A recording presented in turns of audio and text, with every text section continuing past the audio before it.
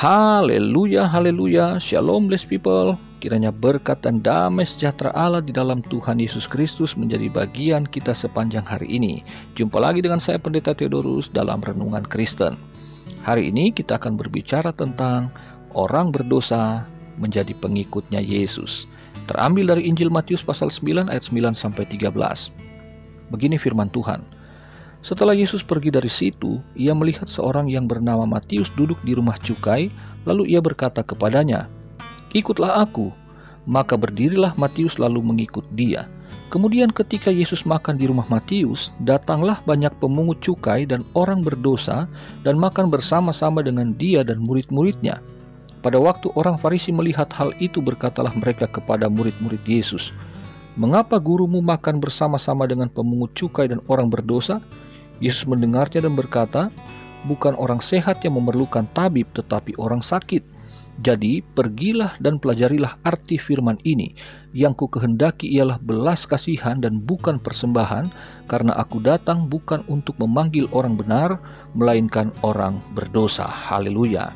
Blessed people, dari cerita ini kita dapat melihat bahwa Matius adalah seorang pemungut cukai yang bagi orang Yahudi ia dikategorikan sebagai orang berdosa, karena memang pemungut cukai ini dianggap sebagai kaki tangan penjajah Romawi yang memeras rakyat. Itulah kenyataannya. Nah, kemudian apa yang terjadi dalam cerita ini?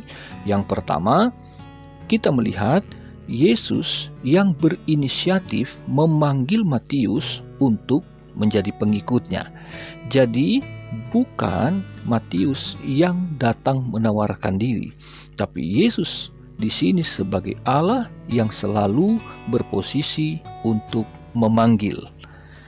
Yang kedua, Yesus menggunakan kata kerja di sini dari bahasa Yunani yang artinya berarti panggilan kepada Matius untuk menjadi pengikutnya adalah panggilan seumur hidup. Jadi ketika Yesus memanggil seseorang untuk mengikuti dia, Yesus tidak pernah menyuruh orang untuk memilih. Yesus tidak pernah memberikan pilihan kepada orang itu untuk memberikan tawaran agar mengikuti Yesus. Boleh nggak dalam durasi waktu sedemikian, atau sistem kontrak lah, misalkan kalau orang kerja, boleh nggak sistem kontrak aja, nggak usah permanen. Tetapi Yesus inginkan satu panggilan yang diresponi adalah panggilan seumur hidup. Jadi butuh komitmen yang besar. Haleluya, harus kuat untuk mempercayai Yesus. Yang ketiga, Yesus ditentang oleh orang-orang Farisi karena ia duduk makan dengan orang-orang berdosa. Ngapain sih? Udah tahu orang-orang berdosa. Yesus kenapa ada di situ? Diproteslah Yesus. Ya begitulah ya.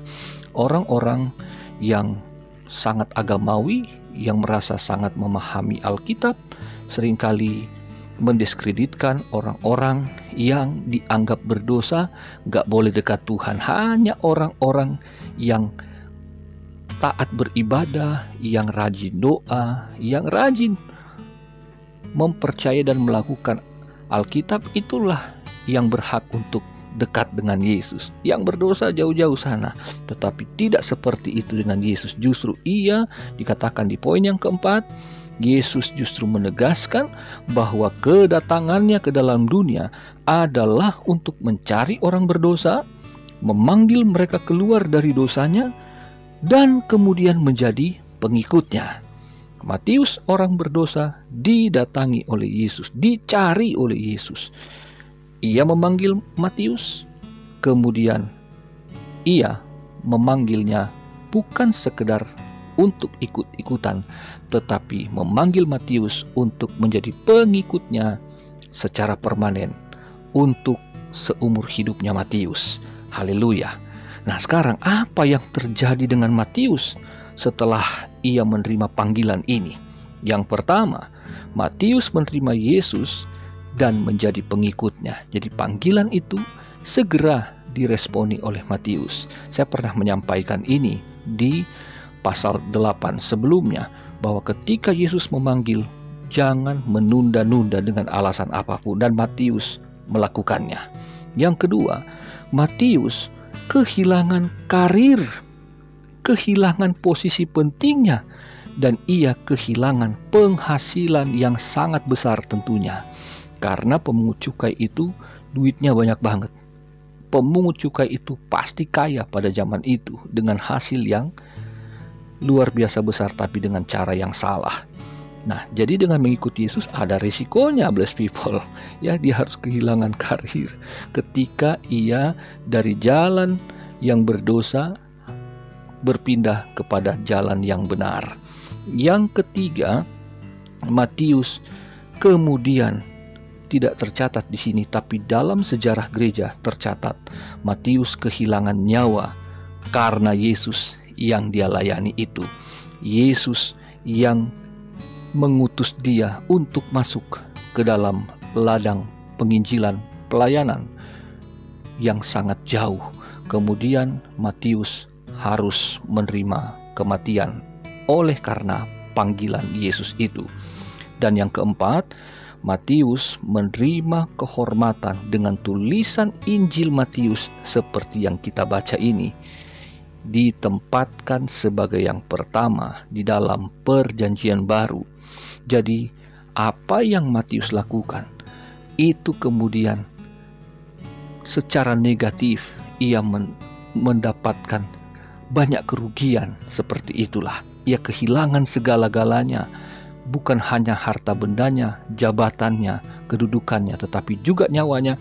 Tetapi akhirnya ia memperoleh satu kehormatan dengan Injil Matius tertulis sebagai yang pertama di dalam Alkitab Perjanjian Baru kita. Bagaimana dengan kita semua, blessed people? Ketika kita menerima panggilan Tuhan, apa respon kita?